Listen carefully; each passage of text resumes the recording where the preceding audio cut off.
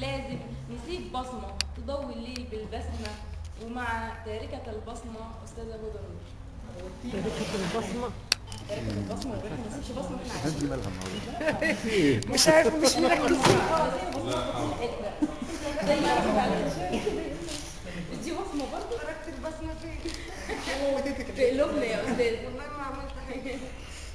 تركت البصمة. إن لله وإنا 50 إليه سنة. راجعون. شفت 50 سنة بقى.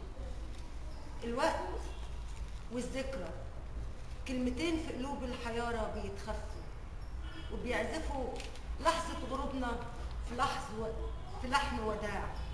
50 سنة عدوا ما انتفض لعمر طريق بيتدارى الحزن في النني وبين ضلعي بحر غريب. كتير الحبر يكتبني كما صدفة بصورة جرح مستسلم، يبيع أحلام ماهيش ليا وفاوض نفسي تعزفني بناي مسموع. أنا يمكن أكون جايز ما بعرفنيش من الزحمة ولاقي كتير من الحواديت مسارها صحيح قصاد عيني لكن صحراء.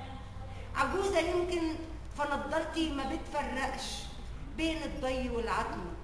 أنا يمكن أكون ظلمة بسيب نفسي تصدقني، تبقى الصرخة جوايا أقول لا ما تلزمش، وخاف مرة أحتاجها تكذبني ما تطلعش.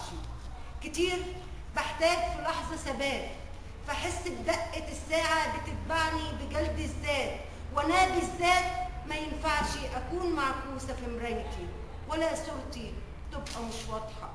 50 سنة كده عدوا بصح اللفظ في المعنى واشوف لعنة في وش الناس بيحتلوا مكان على السطر مستعجل، وقبل حرفي ما يتهجى في أحوالهم يجف الحبر من ألمي واكون صادقة في حين ما بقول لسه الباقي من صبري ينور لي طريق بينا كان عتمي. 50 سنة عدوا في وسط صحاب بيفترقوا بدون أسباب، فبكتبهم لحين لحظة ما تجمعنا فيفتكروا إننا كنا بنسجل أحلام كتير كانت بينا ودلوقتي سكنها عتاب.